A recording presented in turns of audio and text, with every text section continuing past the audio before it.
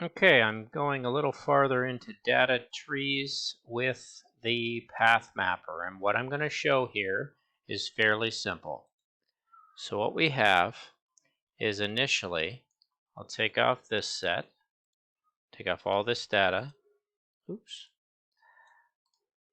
preview off, and we'll put on the top data and show you what's being made pretty much before what's been played with.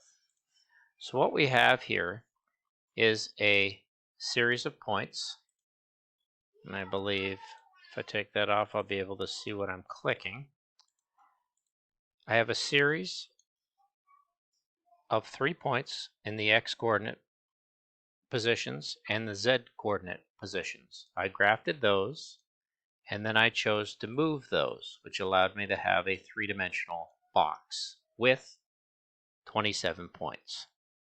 I then put planes on those points and points on those points to keep track of them in a nice ordered fashion, showing that they're not flattened. They're actually dealing with lists of lists, 3 lists of 3 items. I put a polygon at each section, 4 sides, so it's square, and I chose to grab center and rotate. So I rotated 0.58, so it staggers. The first one rotates, the second one rotates more, and the third one rotates again in a range. And that range is our 3 numbers, and the output you can check in your panel tool what the numbers are, but they're between 0 and 5.8. And then I also took that and put points on the ends of those for some reason, just to get access to the point polygon, and rotated them again. Rotated the points from center, which is kind of the same as rolling geometry, but I'll show you later what I was thinking about. They are rotated on another plane, so they actually turn this, they kind of rotate around this way very subtly, 0.17 pi. So not too much, but they slightly turn more and more. So think of them as sets. Think of them as this set doesn't rotate, this one rotates a bit, this one rotates more because of this data. This set, looking from the top view, rotates this far. Actually, I think this one pairs up with, this rotation pairs up with a 0.58, and this one pairs with this one. So they're rotating on different angles in 2 different ways, but I'm keeping the data each time, and I'm looking at the trees. I'm seeing how I'm changing that tree data, and I want access into there. I want to start using the PATHMAPPER and making things happen. I then lofted it. So you get this very interesting form. And of course, loft works at a certain point. If you watch this top one, if I rotate it a little too far from 0.58, it'll snap at some point. Maybe not in this one, but in the other one it will. I don't think I have this one set so high. So we'll just leave it at 0.58 if I can get there, even though I have it on snapping. And it lofts through the center. And the other one is the rotation on the back. You can see it has an effect. Yeah, that's the one it'll snap it over. And I don't want that. I actually want fabric stretched over a wire system. You see how the front one, look in the right panel, and you'll see how the first one's not turning, the second set's turning. So think of this as a numbered set. And of course, numbering it helps. Of course, it's hard to see in that direction. But in a sense, what actually is being rotated, you are controlling in kind of, I've had it described as like eggs, so a very small egg container. You've got an egg container of 3 eggs in 3 different boxes. So you can do things with the boxes to rotate the eggs, but you can also flatten and rotate all the eggs separately. But in this sense, we're able to twist the box along with rotate it full of eggs. So no PATHMAPPER was in there. But what I can do is think of those number systems. Okay, so sets of 0, 1, 2, 3, 1, 2, 3, 1, 2, 3, or 0, 1, 2, 0, 1, 2, 0, 1, 2, because you start counting from 0. And I want to start manipulating those and swapping them out and doing what usually you did when you had a flip matrix tool. Turn this all off and go into this panel tool and turn that all on. And you can see we have a little more data because I'm able to do more things. So the same system's there. Find the points, put the polygons on it, leave them all straight right now. I mean, it's pretty boring what they're doing. You see in each of the panels, they're not doing anything yet. Take the initial rotation and move it simply through the angle to the centroid, and I have control over that, 0.25, and I can rotate those, and I think I have it snapping at 0.5, 0.75, 0.5, and then 12, I thought it was 0.15, 0.125, but I guess I rounded to the 2 digits. So let's just leave it at 0.25. You see the rotations happening. Now think of these as sets. Think of this as a set, this is a set, this is a set, or this section, if that makes sense. I guess there's an animal outside trying to eat my goats. This is a set of data, this is a set, this is a set. Now if you look at your path mapper, and you bring it in, you'll see that that means, looking here, you can look at the tree, but you can also look at here and say, okay, we have A, we have B, and we have I, the items at the end of the list. So in doing so, these are the items at the end. I can think of this as A, B, and I, and what you can do is you can start swapping things out. So if I left it the same and said, let's path map A into B and leave I outside, so this will be the same as writing, leaving I, all the items outside. You have to be very careful with your brackets. That's going to do the exact same thing. It's not going to do anything different. It's just going to leave it where it is, and I can take a look at my points doing the exact same thing that was happening before. But if I want to swap, instead of I for A or I for B, well, I can do that. I don't have to just swap one thing. I can actually flip the matrix in many positions. So what I'm going to do is just take this one away from the, if I go into here and want to set that back, I can always hit null data. And you're so used to going in here and flattening, and you can see what happens. It goes to all the 0, or grafting, so nothing is actually made, or trimming or reverse or all that. But let's just leave it on null. Let's go ahead and make our own script. And what I did was I wrote all the permutations I could think of to swap I with B's, I with A's, swatch A with B while swapping I with A. Basically every combination. So what we do is that geometry that we initially had, if we come down here and say there's the lofted form, right?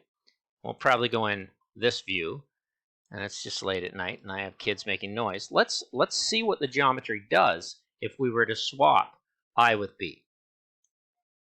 And you definitely transform the geometries because you're lofting through another whole section. And I think this is a good exercise, even though you may not want these forms considering their surfaces, but you'll get a sense of how the data is being controlled and manipulated through the path mapper. Go in again, and we'll swap to there. Another set of interesting shapes. Total control and precision. Swap again in another pattern.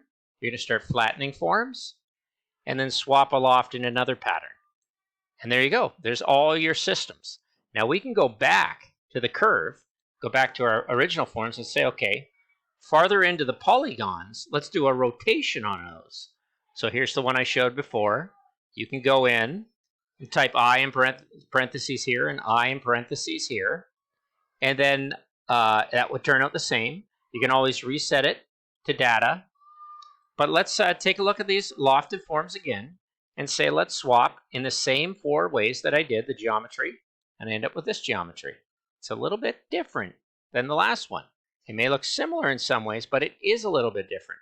So what a system of patterns to change.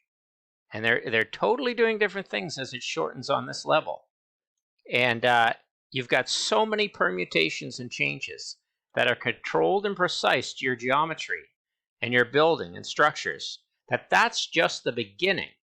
And let's just continue once again, and this one won't give us as exciting a thing, but I have not flattened once. I haven't had to take this to flatten once. Let's take this one in, and there we go. We get some very simple boxes out in that direction, one of which has become 2-dimensional. You start playing with some optical illusions with this as well. I'm almost at 10 minutes. You see this one doesn't do anything different if I choose to swap the I with the A or with the B. At this stage, it's just points on a curve.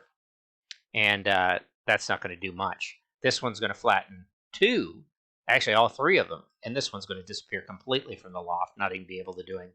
And then this one's here. So at this point, when you get to the end stages of your system, it's sometimes good to go in and try the flatten. And you'll get some interesting things that'll run them all together. If you try the graph, nothing will happen. It'll disappear because they're all independent. You could try a trim on it and thinking what that would do to my geometry. But I'd say just end with the null. it's going farther up the tree away from the items and actually into the branches. And that's where it starts to get interesting. That's why I think it's nice to right-click here and do a draw tree, get a sense of what's happening. Now think if we took this first one, I'm just going to end with this, and we were happy with that transition shift to here. Well, what happens when we start bringing in this transition farther along? That one puts it right back to where it was. This one takes it farther on a shift in a way that the other one never did. Very subtle, strange shift. So like I said, your permutations and combinations just get outstanding for controlling geometry. So we find when we like going through the second stage, that's still staying fairly geometric and nothing's flattened out the planes. Like that still makes sense. And there's this funky shortness happening here and another odd twist. I mean, you don't have to trust the nodes in the box more. Let's go into here and try this last one. And we get a strange box flattening and simplification of the nodes. So not really worth doing that. I think I'd stay here. But you are starting to visualize the changing and the power of going in and not being so satisfied with, say, this one, which is your original shape. That was it. We can put it all on to see what's going on. And you can see the shift from that one, which was coming out of the original geometry. And we'll just grab that and here, and we'll take the rest and go to preview off. And we can see we have that object that can be baked from what we were happy doing before playing with the PathMapper. And I haven't begun to get into the details of where you can go endlessly within this system. But I think the PathMapper and a few of these tools may end up making it you start to see things visual on a three-dimensional level and away from number and data, and you actually start to control trees of data and finding out what exactly you want this to do as you count it up and have a look. What you should do is take a look at the tree after you do that. You should take a look at the tree after you choose the other pattern that you ended up doing. Maybe that one would be good to slam in there and see what happens. But since I've kept it pretty much to the same system with the eye swapping, it looks pretty clean in the param viewer with 9 branches with 3 items, 9 branches with 3 items, 9 branches with 3 items. I'm not really messing with it too much. And one thing I've done on each one of these nodes, and you may have missed it, is I've had to simplify. Because if I don't simplify, I end up with a crazy bunch of data that if I did null pattern, you'll see it has ABCDs. Like, it is funky. You know what I mean? Like without simplifying, it doesn't know where to go with this data because you're pulling in all this other wonderful data that can happen. So that's going to make for complexity of the mind and trying to wrap your head around these things. And what I would suggest is, well, we could take this one off for sure. What is happening when I start to go into that and I don't use the simplification? I think I will probably keep my stuff simplified, and that way, and now I've messed up my data here. Hang on a second. Let me go back to where I was. Let me go back to that simplification. There it is. That was my original one, and I was quite happy with that. So I started to play with the data a little bit and shift it.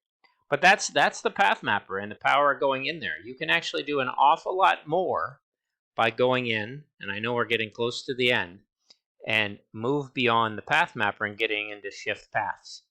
And you end up using some pretty awesome offset values of seeing what data you're bringing into that and changing the data by shifting paths.